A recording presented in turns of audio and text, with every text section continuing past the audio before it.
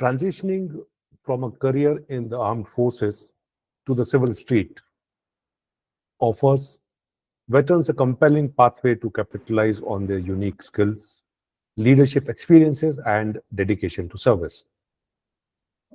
With a background steeped in teamwork, discipline, and adaptability, we armed forces veterans bring a wealth of transferable skills to various roles, making them valuable assets to organizations seeking to cultivate diverse and resilient teams. Good evening, everyone. I'm excited to be here yet again. And today, we dive into the world of project management and how armed forces veterans can leverage their skills and experiences to excel in this field. As veterans, we bring a unique set of skills to the table, including leadership, problem solving, and the ability to thrive in high pressure situations. These qualities are not only valuable in the military, but also in project management. Whether you're considering project management as your second career or just curious about what it entails, let me tell you, ladies and gentlemen, you are at the right place.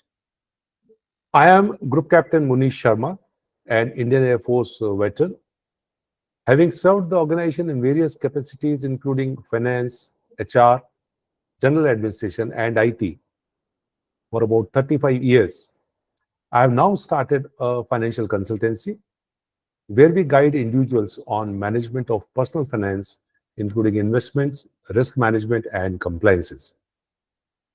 We also provide risk management, compliances, and accounting services to businesses as well. Today, with me is Colonel Sandesh Sharma. He was commissioned in the Corps of Signals of Indian Army in December 87, and he took premature retirement in 2009.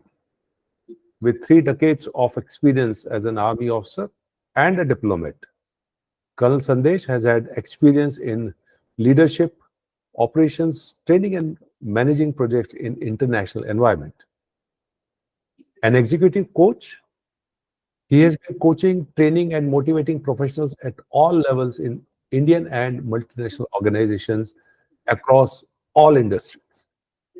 He's an expert in organization transformation, having coached and trained, hold your breath, around 15,000 professionals around the world in the last 2 decades. He was also a certified master facilitator with Franklin Covey, specializing in leadership, trust, execution, effectiveness, and productivity. Over 300 organizations of various sizes and industries have benefited from his expertise, including Microsoft, KPMG, Deloitte, Ernst & Young, PwC, IBM, Bosch, Disney, Sony, Ericsson, Vodafone, and the list goes on and on. So let's get started. Good evening, Colonel Sandesh. A very warm welcome to the show. Good evening, Group Captain Manish. Thank you so much. Such a long list of your credit. I'm sure this session is going to be a very, very value addition to all of us.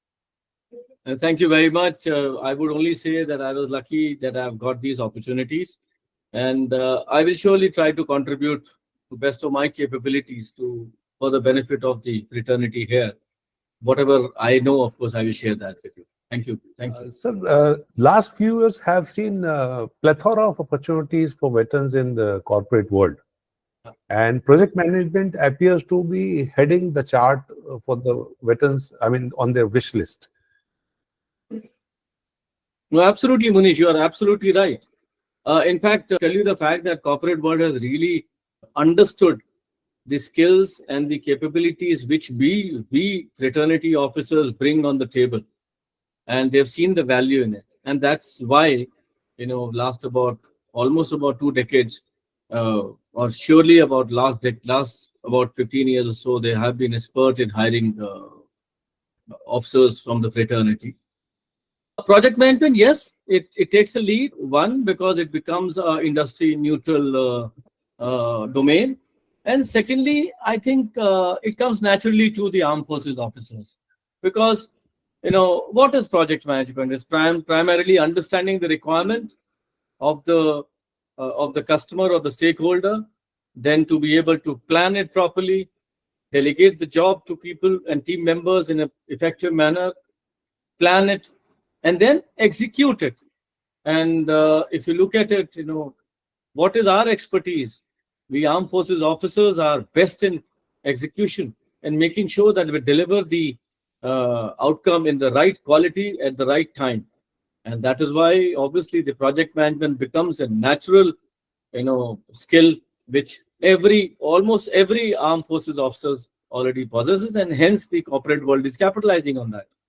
It's a win-win. And what may be the leading inspirations for an armed forces veterans to consider project management as a second career after serving in armed forces?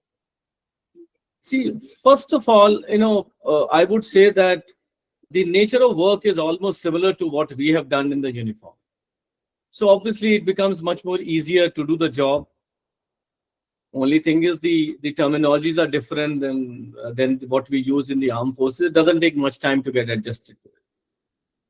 More importantly, what happens is that if you look at various businesses, the project management, actually companies get their growth or their revenue out of the project management. So if they manage the projects well, that adds to the growth of the organization. And obviously, if you are actually doing the projects in a successful manner, your impact is directly seen over there. So not only it gives you capability to contribute or opportunity to contribute to the organization, but also gives you an immense amount of job satisfaction as compared to the other functions, which are probably the supporting functions. So there, obviously, the job satisfaction straight away comes in. And primarily what happens is that, as I mentioned earlier also, that it is akin to what we've been doing in the armed forces. The kind of work which we have done in the army or the Navy or the Air Force or any uniform force is primarily akin to what projects are. So obviously it gives us, the not only from the competence wise, but also from the job satisfaction wise. Thirdly, the neutrality of the certificate or the function, because it's applicable across the board in all the industries. Hence, there is obviously a lot of things which we can contribute to from the armed forces in the project management domain, and that is where the inspiration comes from. Okay.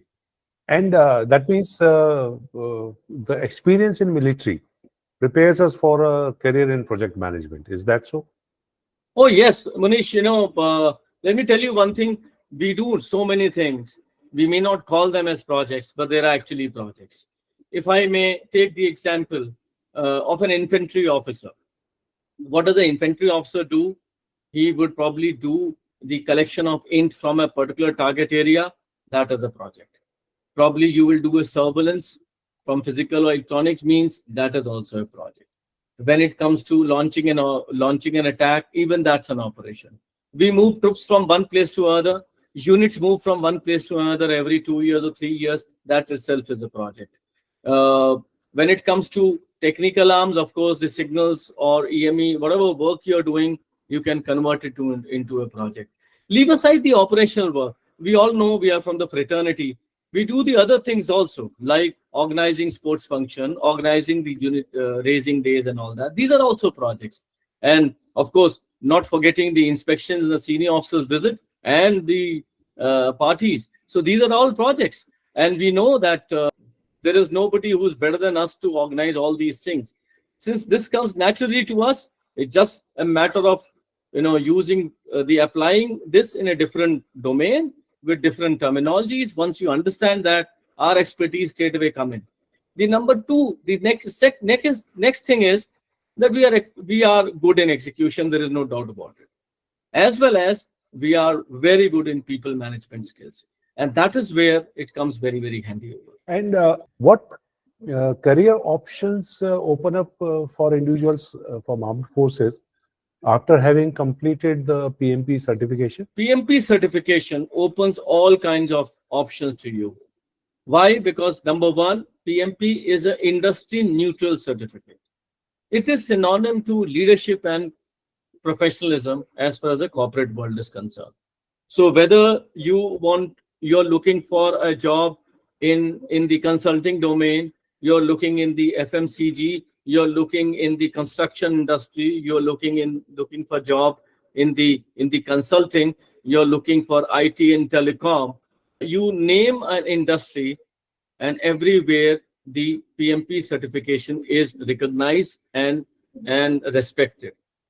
It actually becomes a core competency in certain kind of roles, and it becomes a supporting competency in certain kind of domains. If I may say so, I'll just add on. If you're looking for classically project management and the operations domain, then or operations functions, PMP becomes a core competency. Whereas if you're looking to get an opportunity in the physical security domain or a supply chain domain or a cyber security domain, then PMP becomes a supporting competency which should be supporting the main qualification, which is, if you're looking for physical security, you need to have a CPP, but you must have a PMP along with that. If you're looking for an opportunity in supply chain domain, you should be a certified supply chain professional, that is CSCP, but PMP still is required as a supporting competency.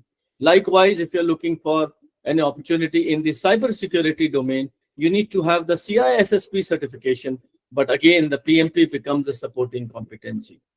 In nutshell, whichever industry, whichever function you want to look for an opportunity, PMP is something which you must have up your sleeve, whether as a supporting competency or as a main competency for a decent opportunity. Can you walk us through the structure and format of the PMP exam? Okay. Yeah. So PMP exam primarily comprises of 180 questions, which you are supposed to answer in 230 minutes.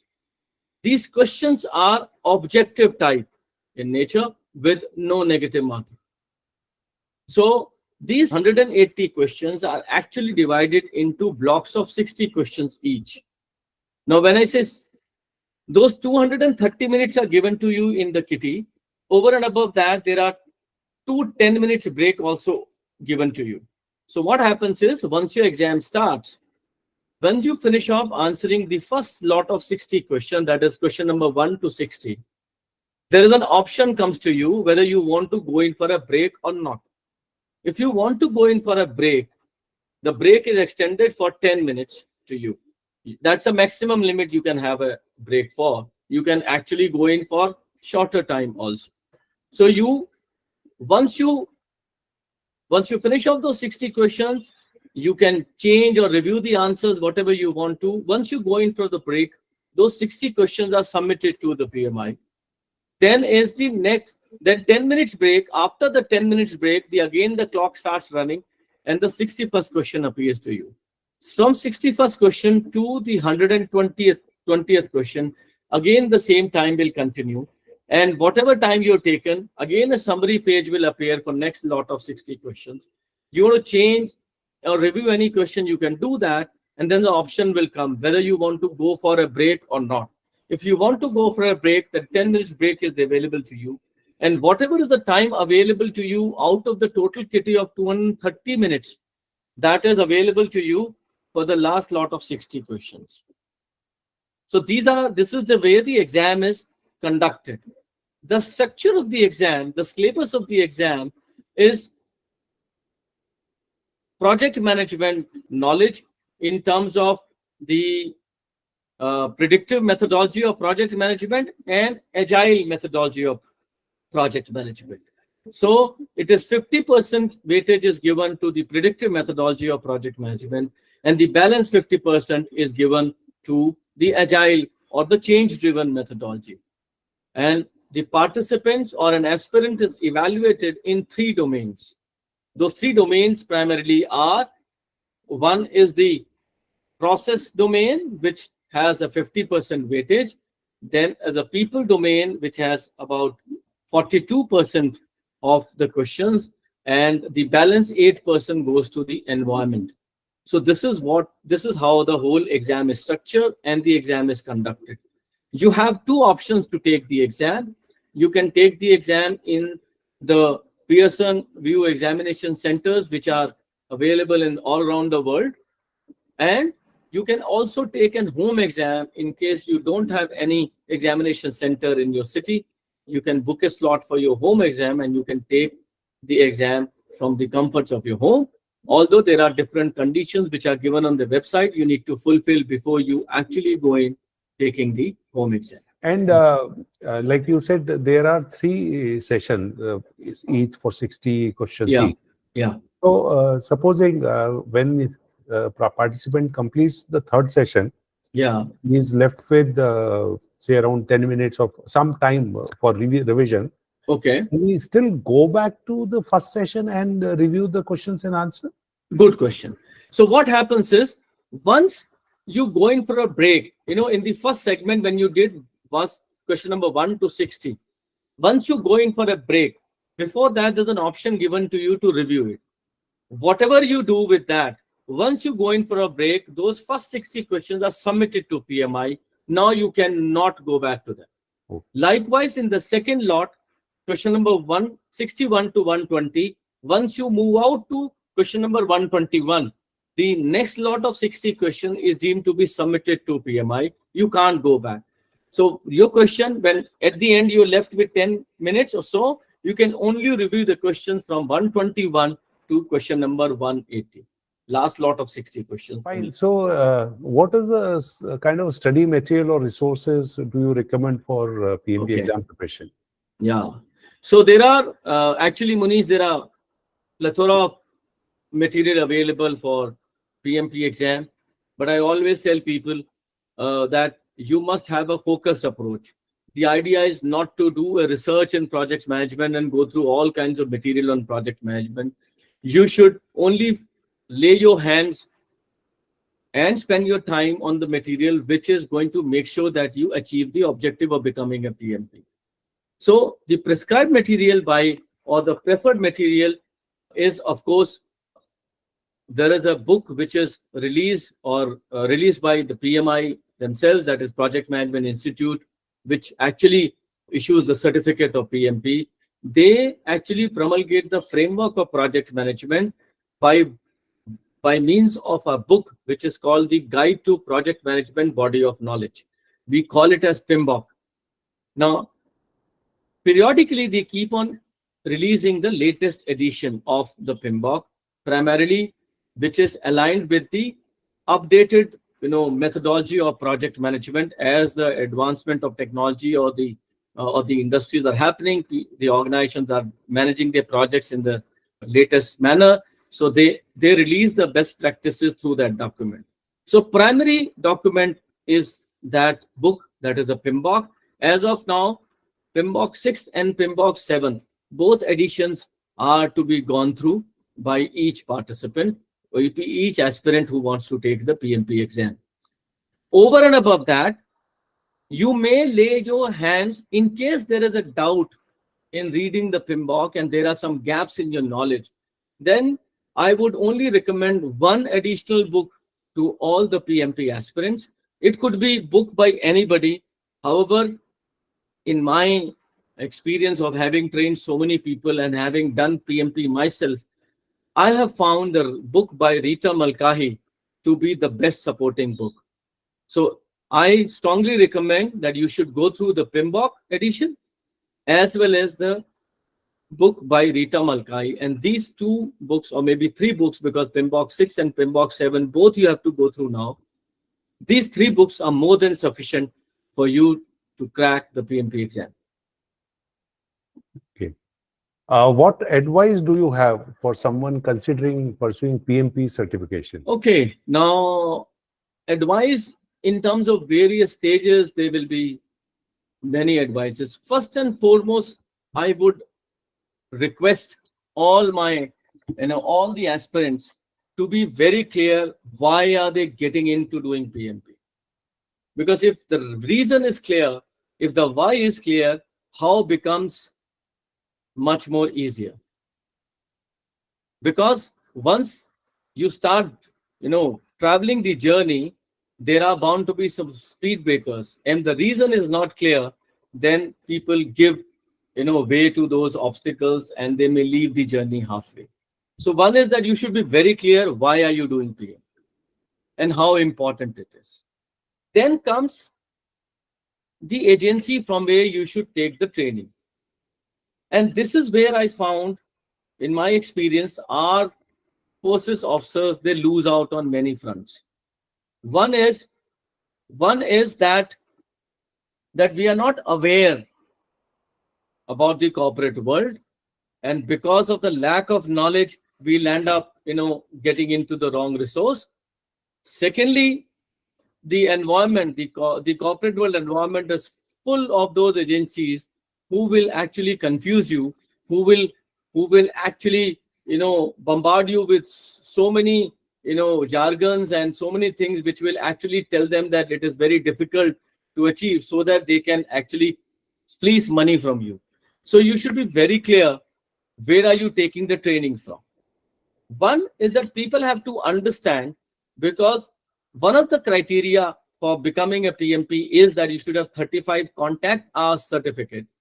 If you have 35 contact hours certificate, then you become eligible for the PMP exam. Now that 35 contact hours certificate you can take by attending a training, like a pre-staff course for the staff college, on the complete syllabus of the subject. People feel that training hi to leni hai, hum kahin se bhi le sakte hain. People have to understand that the most important step in your journey towards PMP certification is the training itself, the 35 contact hours training. Now, if you don't get clear understanding of the subject while you attend the training, the journey after the workshop till the exam can really become very difficult. So you should focus on getting a training from somebody who has total control on the subject. This is again where I will tell you, people normally, get carried away by the names of the organizations who are giving trainings to them. Now, it is not the organization who's actually training. It is the facilitator or the trainer who's actually conducting your batch training. His capability of his knowledge as well as his capability to impart the knowledge becomes a very, very key factor. I may be a certified PMP, but I may have the knowledge, I may not have the capability to impart that concept to my participants. Then obviously it doesn't serve the purpose of an PMP aspirant, because he needs to get clarity on the subject. So you should, if you're going in for any agency, if you're paying your money to them, you are well within your right to ask that agency to confirm to you who is going to conduct the training, what is his experience level, and not only that, ask the agency to give the names and the contact details of some of the previous participants of that trainer, because they would know what kind of control the gentleman or the lady has on the subject, so that you, wherever you're putting in your money, you put your hard-earned money at the best resource. Because if you get stuck with a facilitator or a trainer who doesn't have much control on the subject, the journey is going to be difficult. So selection of the trainer, not the agency, becomes very important. I also, Manish, touch upon one more point out here. Nowadays, there are many training platforms which are available, online training platform, which people can, take the training from. Yes, there are good training platforms which are available. But please understand, the biggest problem in those training platforms, as far as the PMP training is concerned, I'm not talking about any other training. PMP requires clarity on the subject, and there will be questions when somebody explains to you. Any platform where you have a facility to interact with the trainer, offline and online, that should be preferred. The biggest drawback in those kind of training platforms is that you do not have an access to interact with the trainer offline or online. So if you have a question, at best you can do is that rewind the same video again, but the question may still get unanswered. So you may not have a resource to, to get the clarity on your question. So sometimes we do penny wise, pound foolish thing, because those are much cheaper.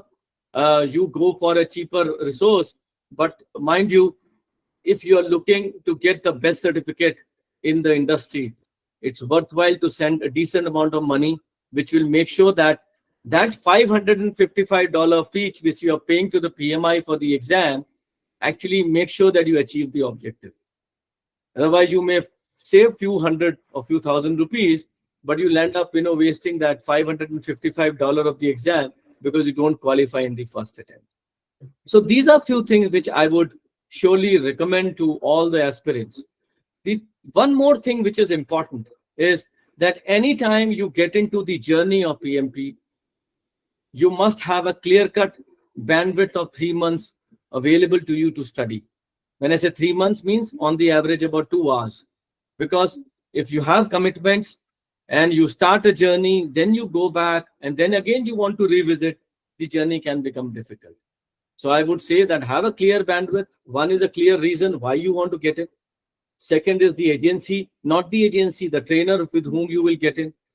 Try and see, get the credential of the trainer and talk to people who have actually attended his training, how effective he or she is.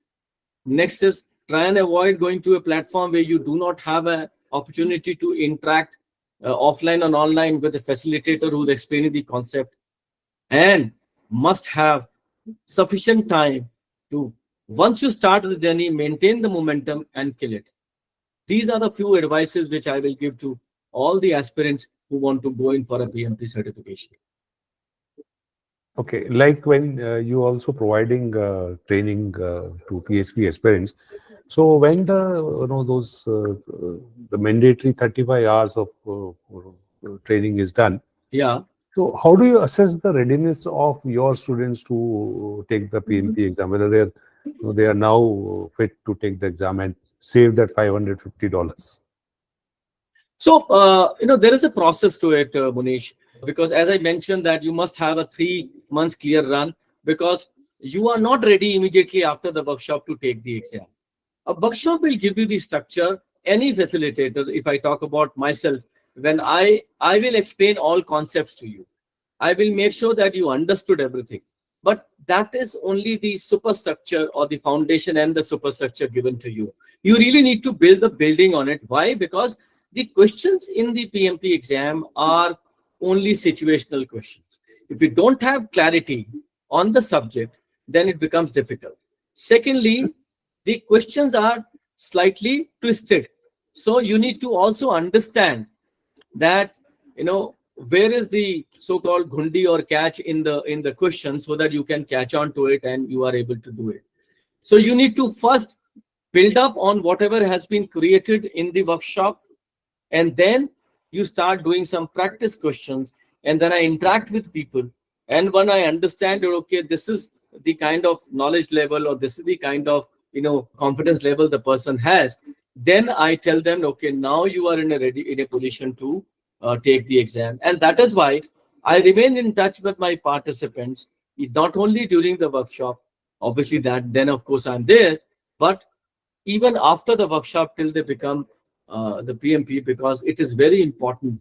The support is even more important after the workshop is over until the time an aspirant takes the exam. So do we have access to some kind of a like mock test resource or something like that, wherein the participant themselves can prepare and see one to one? Yes, there are a lot of mock tests which are available out here. Again, being PMP certification such a popular and heavily in demand certification, a lot of people have generated various revenue models to actually generate revenue out of it. You will find they'll, once you go into internet and you would put in PMP mock test, you will have 200 options available to you. $30 3 questions, $20 5 question bank, like that. There is no point, there's the easiest way of generating revenue, because you don't have to put in any effort, just create a question bank and just sell it off. You need to lay your hands on the resources which are making sure that you're going to achieve the objective. You should do your questions, those only those question banks which are closer to the questions which are going to appear in the in the exam. So there are some question banks which are available, which I recommend to people. I also share some questions bank with them, but the simulator based question banks are there, which people should, access, and should, once they access that, they attempt, and then they discuss with me what is the kind of competence level which is coming. There I advise them to, then I advise them to take the exam. This is again, a lot of people say, sir, मेरे इतने % number आ रहे हैं, मैं क्या ले लूं अभी exam and not. It is not the marks which you are achieving in the simulator test. It is the process. How are you? You need to analyze. Have you got the answer correct because you knew the concept, or you just applied, maybe tukka and wo fit ho gaya? Did you understand the question, or did you not understand the question? That will tell you whether you are understanding the language of the question, or is it that you understood the question but you didn't know the concept, or vice versa. The concept was known but you misunderstood the question. That is the factor which will actually make a difference between you making it or you not making it. This is where, when participants take the exam and they discuss with me, my expertise come in, and this is where they are able to fine tune and able to achieve that. And I mean, there's a perception. I mean, there's what people think that officers from engineering background or arms or services have more to gain by doing a PMP certification as compared to officers from other arms. It's a wonderful question, Manish. Sorry, please go ahead. So, what is your view on that? I mean, can you elaborate? I tell you, when you are asking this question, out of the 122 participants, minus 2 of us, 120, I am very sure almost about 80% will be having a similar doubt. Let me clear this once for all. There is nothing technical about project management. You don't need to be an engineer or from the science background to do PMP. There are many cases, and in fact, once you go through the syllabus, you realize there is nothing technical about it. So you need not be from the engineering background. You can be from a humanities background, or from a finance background, or from science background to become a PMP. You can be an infantry soldier. You can be a non-techie from the Navy and the Air Force. You can still become a PMP. There is nothing technical about PMP. Once you go through the syllabus, you will find that if you can do normal mathematics, minus, plus, multiplication and division, you're competent to become a PMP.